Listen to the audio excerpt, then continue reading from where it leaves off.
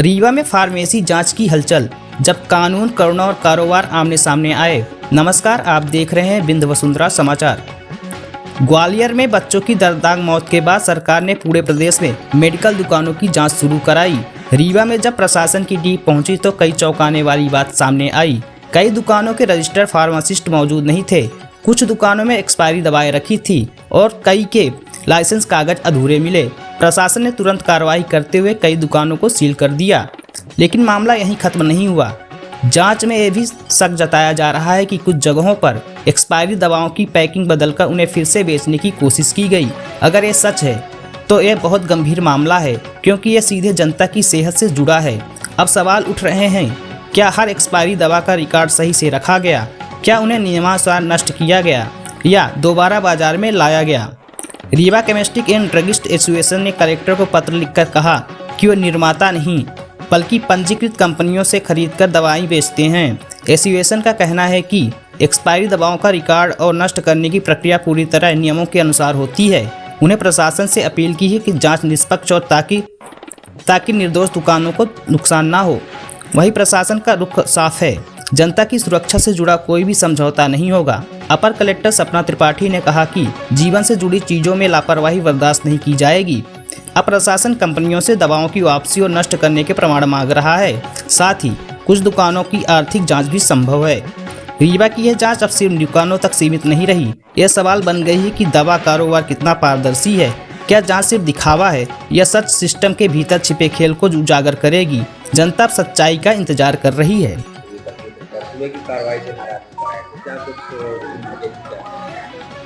जो medical store की जांच की जा रही है, उसमें संयुक्त टीम है रेवेन्यू, पुलिस और ड्रग इंस्पेक्टर की।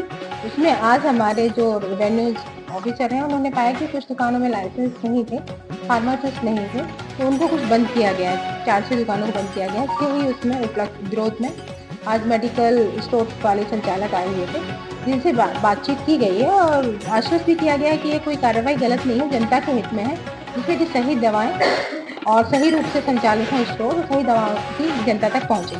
और उस सहमति भी बनी है, उन्हें इस बात से सहमत कराया गया है कि अब प्रत्येक मेडिकल स्टोर पर फार्मासिस्ट ही बैठेंगे। एक्सपायरी दवाओं का अलग से मैनेजमेंट किया जाएगा, जो कि रिटर्न हो जाती हैं, उनको अलग स्टोर किया जाएगा, एक साथ नहीं रखी जाएंगी। इसके अलावा कोई भी ऐसा व्यक्ति नहीं पाया जाएगा जो कि अनाधिकृत रहता है। और इसमें सहमति भी बनी है और ये जो जांच आज हुई है, ये लगातार जारी रहेंगी। यदि कोई एक्सपायरी दवाई रखता है बिना फार्मासिस्ट के या बिना लाइसेंस की दुकान चलती है, तो उस पर कार्रवाई होती है।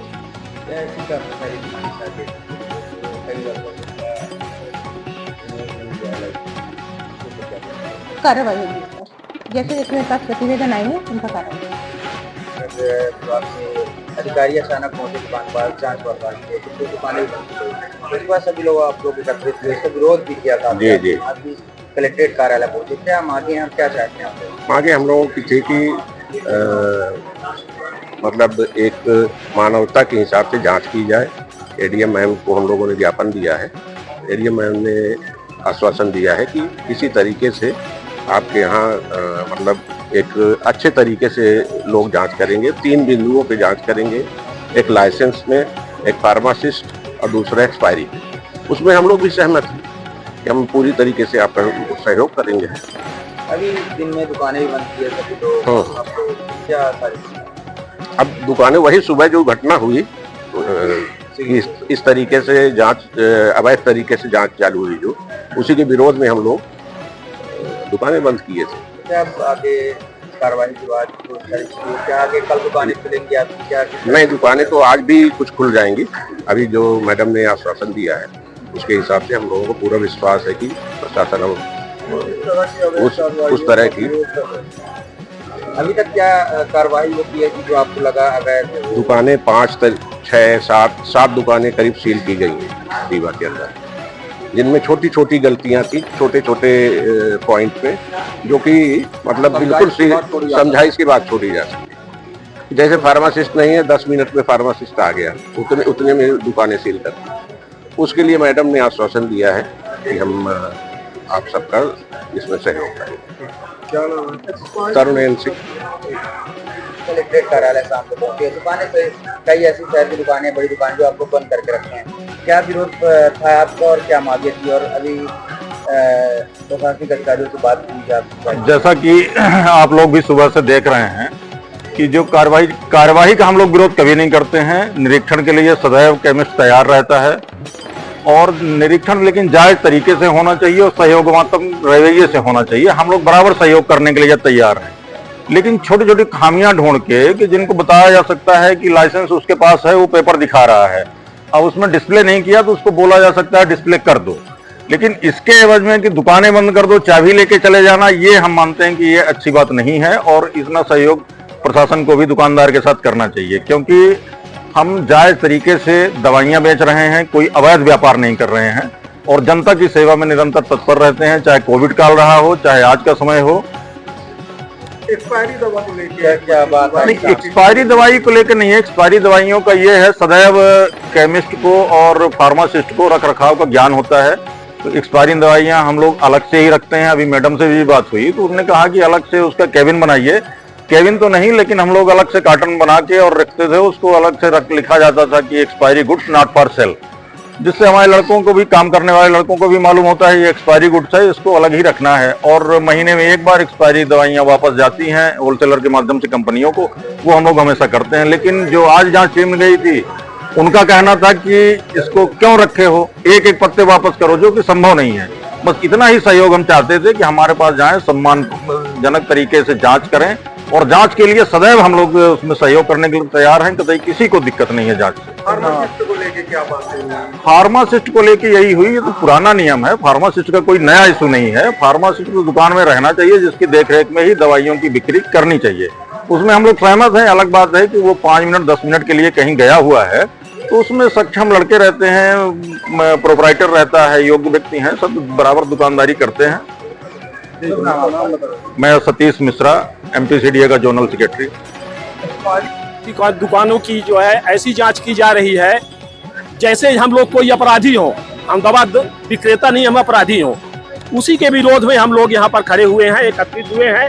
हम जब इस भावना से आप हमारे प्रति मानसिकता रखेंगे, कोविड जैसे काल में हम लोगों ने सेवा दी है, अपने जानों को जो हथेलियों में लेकर पूरे जो है भाव के साथ हमने जो है विषम परिस्थितियों में जो है कोविड में सेवा दी है।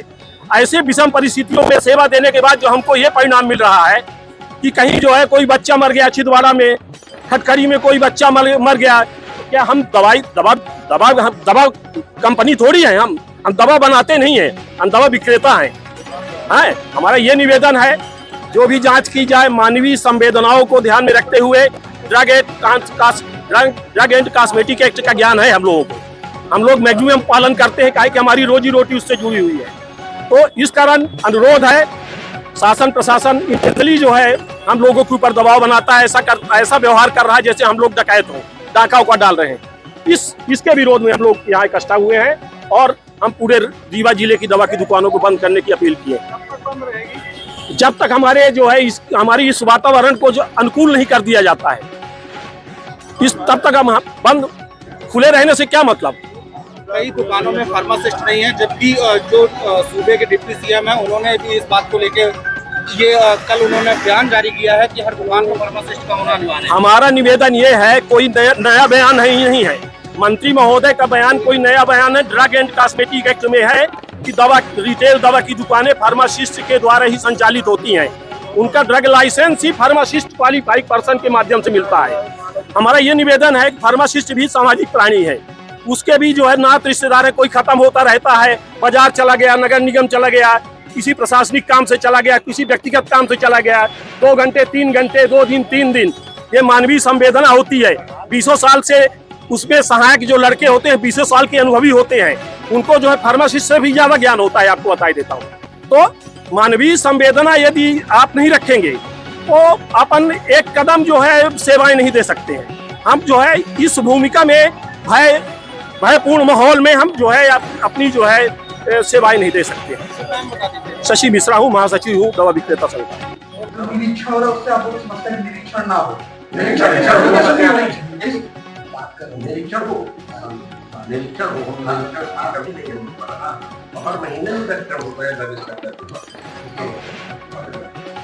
आज हम लोगों ने स्वयं भी निरीक्षण किया, मैं भी निरीक्षण में था, ठीक है।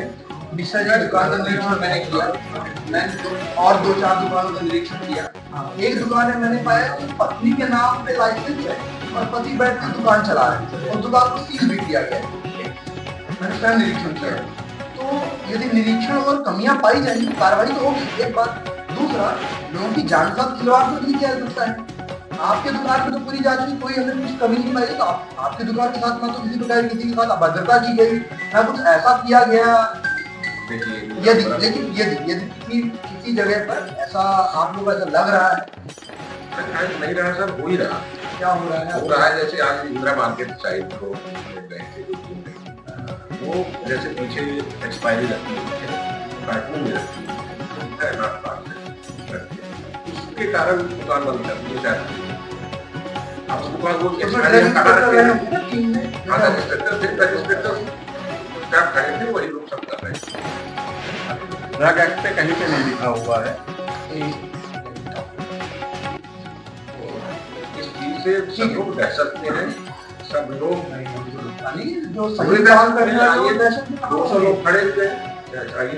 सबसे पूछती जिसके सब लोग हो जाए, सबसे वो तो नहीं होते, लेकिन लोगों ने लापरवाही तो की, तभी ऐसी दुर्घटनाएं घटित हो रही हैं। लेकिन प्रशासन पूरा सहयोग करेगा आप लोगों के साथ में, और जो भी ड्रग के एक्ट हैं उनके तहत कार्रवाई होगी। जिनके पास लाइसेंस नहीं होगा उनकी दुकानें सील होंगी, और जिन दुकानों में फार्मासिस्ट नहीं बैठेंगे उन दुकानों पर कार्रवाई होगी। जिनमें ऐसी भी दवाइयाँ बेची जा रही हैं जिनका बेचा जाना उचित नहीं है, जिनके बेचने पर प्रतिबंध है, उनके विरुद्ध कार्रवाई की जाएगी। हाँ, यदि आपको ऐसा कुछ लग रहा है, आप लोग आगे पूरी चर्चा कर लेते हैं।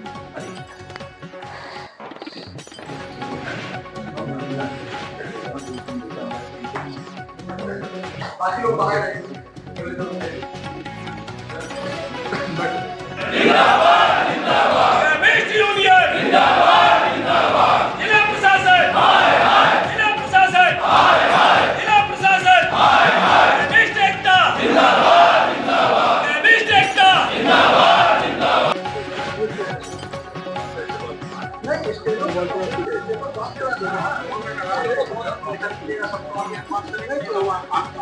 हम लोगों की दुकानें तब तक बंद रहेंगी, दवाई की पूरी दुकानें बंद है रीवा की।